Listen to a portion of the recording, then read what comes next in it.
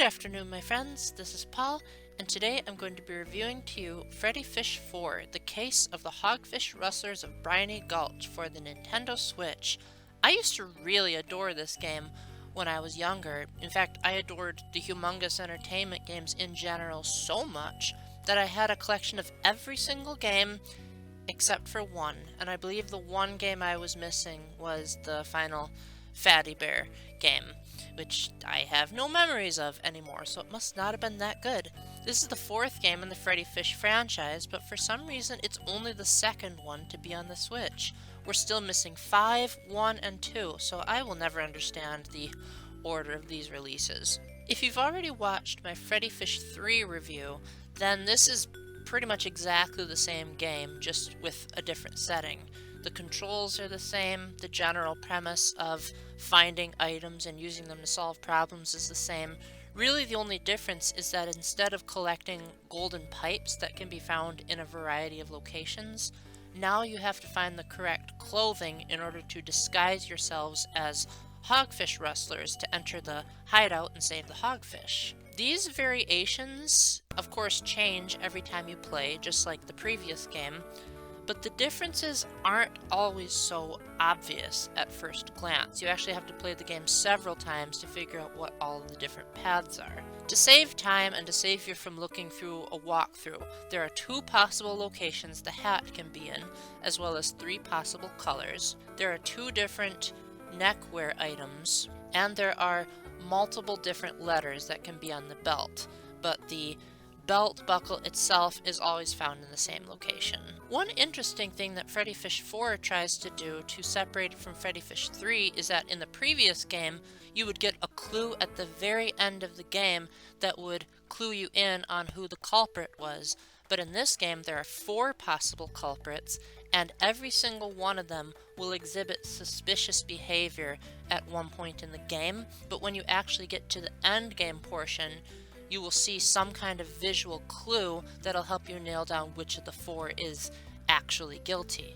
What's bizarre, though, is that even the other 3 that aren't guilty will still exhibit suspicious behavior, so you have to wonder, are they actually all criminals and they're doing something else shady elsewhere? Now you might be wondering, if the first batch of Humongous Entertainment games came out in 2022, maybe the extra time that it took them to release Freddi Fish 4, they will have improved upon the game in some way.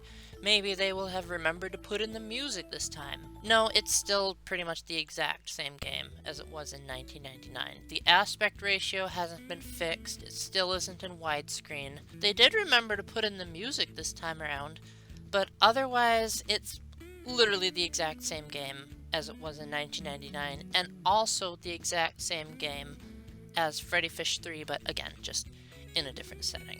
So if you were looking for any quality of life improvements, you're not going to find any. I know this is one of my shorter reviews, but there's not really much more I can say without just deferring you to the Freddi Fish 3 review, because it's just another Freddi Fish game.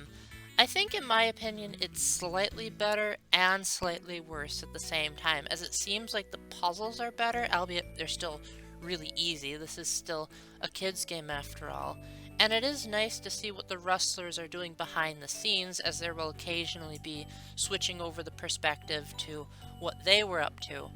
But on the other hand, they also kind of give away who the potential suspects are by constantly having all of them do suspicious behavior regardless of who the culprit is. This is a good game for children, but it's not one of the better Humongous games. Really, the only redeeming factor that separates it from the others is that Freddi Fish and Luther work together, whereas Putt Putt, Pajama Sam, and Spy Fox are usually by themselves.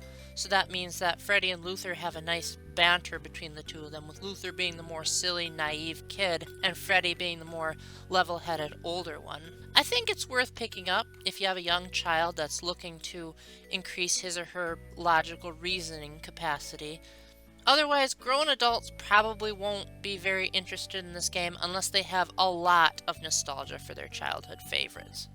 So with that, thank you very much for watching. Let me know down in the comments what you think and if you have any questions or comments. Special thanks to my patrons Matthew Rakowski, Spoon Ghost, and Splatcat for their financial contributions. And until the next time, remember to keep the faith, stay epic, and God bless. Bye!